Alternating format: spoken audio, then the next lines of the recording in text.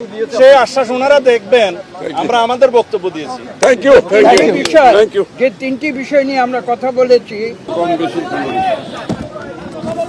বিসমিল্লাহির রহমানির রহিম। এখানে উপস্থিত আমাদের প্রিয় সাংবাদিক ও ভাই বোনেরা, আমরা আজকে মাননীয় প্রধান উপদেষ্টার আমন্ত্রণে বিএনপির পক্ষ থেকে আমি, ডক্টর মঈন খান এবং আমির খসরু মাহমুদ চৌধুরী এবং সালাউদ্দিন সাহেব, আমরা চারজন মাননীয় প্রধান উপদেষ্টার সাথে সাক্ষাৎ করতে এসেছিলাম। আমি আপনাদের কাছে একটু সময় চাচ্ছি। সালাউদ্দিন সাহেব পিছনে পড়ছে, সে আসতেছে।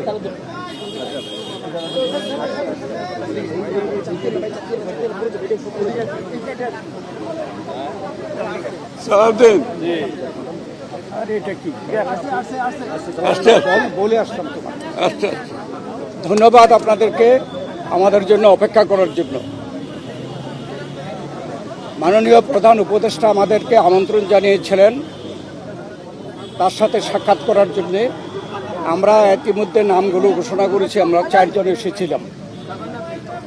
তবে আমাদেরকে আলোচনার বিষয়বস্তু আগে জানানো হয়নি।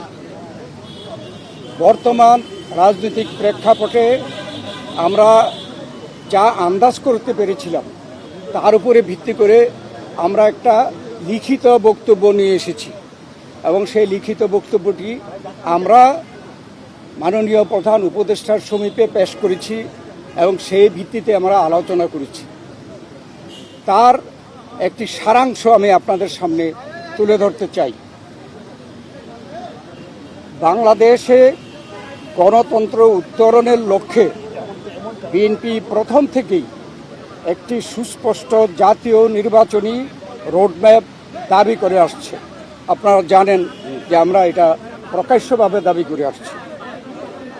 সুষ্ঠু, নিরপেক্ষ ও অবাধ নির্বাচন অনুষ্ঠানের উদ্দেশ্যে সরকারের নিরপেক্ষতা বজায় রাখার স্বার্থে বিতর্কিত উপদেষ্টাদের বাদ দিয়ে উপদেষ্টা পরিষদ পুনর্গঠনের জন্য আমরা দাবি জানিয়েছি। বিএনপির প্রতিটি নেতা কর্মী ব্যক্তিগতভাবে, রাজনৈতিকভাবে, পারিবারিকভাবে সবচেয়ে বেশি ক্ষতিগ্রস্ত হয়েছে আওয়ামী লীগের আমলে এবং সেই জন্য আওয়ামী লীগের বিচার সবচাইতে বেশি দাবি করে বিএনপি। এই বিচার প্রক্রিয়া কোনোভাবে অসম্পূর্ণ থাকলে বিএনপি সরকারের দায়িত্বে যখন যাবে তখন বিচারের আওতায় এনে তা বিচার বিভাগের মাধ্যমে, স্বাধীন বিচার বিভাগের মাধ্যমে পরিপূর্ণভাবে সম্পন্ন করা হবে। নির্বাচন সংশ্লিষ্ট সংস্কার কার্যক্রম অবিলম্বে সম্পন্ন করে ডিসেম্বরের মধ্যে জাতীয় সংসদ নির্বাচন অনুষ্ঠানের জন্য দ্রুত একটি রোডম্যাপ প্রদানের দাবি আমরা জানিয়েছি।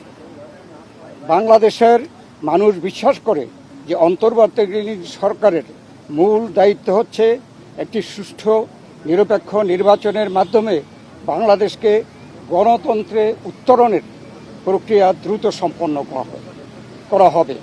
যে কোনো উছিলায় নির্বাচন যত বিলম্ব করা হবে, আমরা মনে করি জাতির কাছে আবার স্বৈরাচার পুনরায় ফিরে আসার ক্ষেত্র প্রস্তুত হবে। এর দায় দায়িত্ব বর্তমান সরকার ও তাদের সাথে সংশ্লিষ্টদের উপরে বর্তাবে। বিএনপি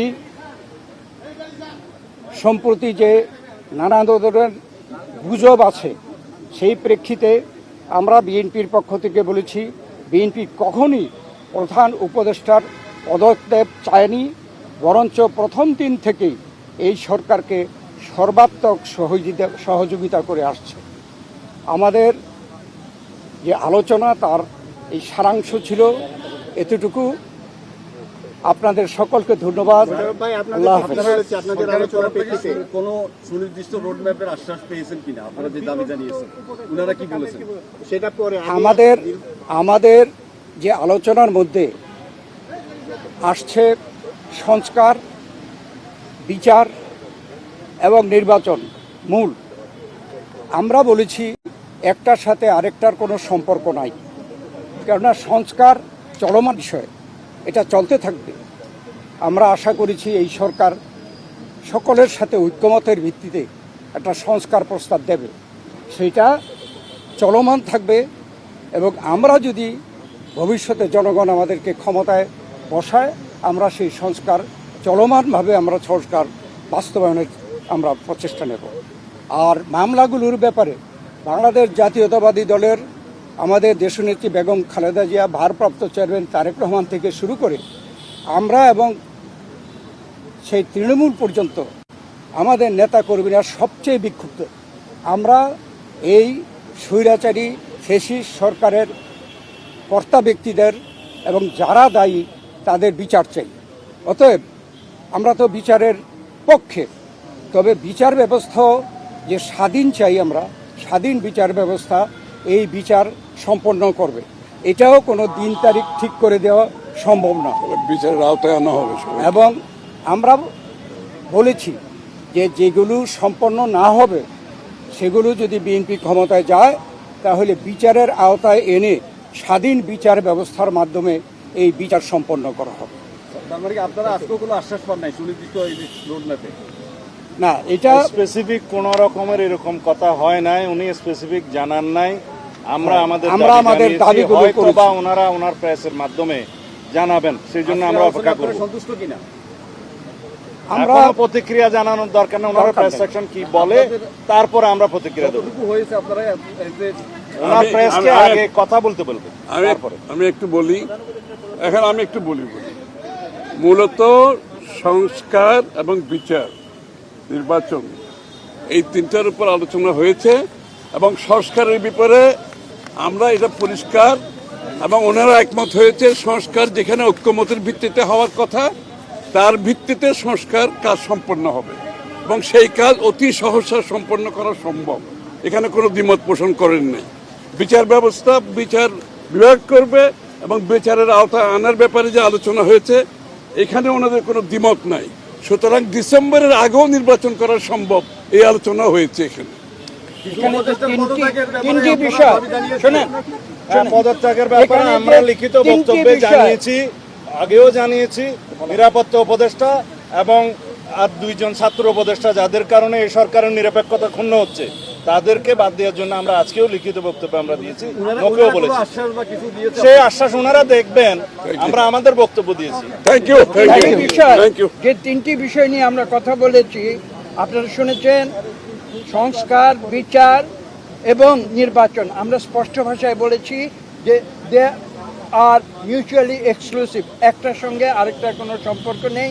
এবং যদি দ্রুত নির্বাচন দেওয়া হয়, আমরা স্পষ্ট ভাষায় বলেছি আজকে বাংলাদেশে যে নৈরাজ্য হচ্ছে, যে আইন শৃঙ্খলা পরিস্থিতির অবনতি হচ্ছে, এক অ্যানাউন্সমেন্টের ফলশ্রুতিতে বাংলাদেশের শান্তি, শৃঙ্খলা এবং গণতন্ত্র ফিরে আসবে। Thank you.